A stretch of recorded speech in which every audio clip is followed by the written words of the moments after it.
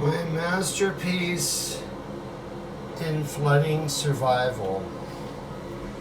Notice the brass ball cock, and notice it doesn't have this big cheap flange. You gotta hunt for this one.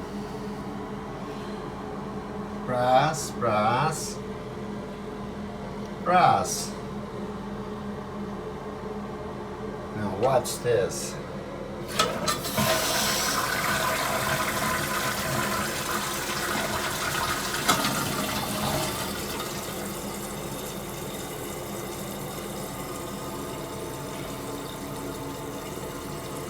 You wouldn't believe what this is doing. It's smarter than the average bear, but you know what?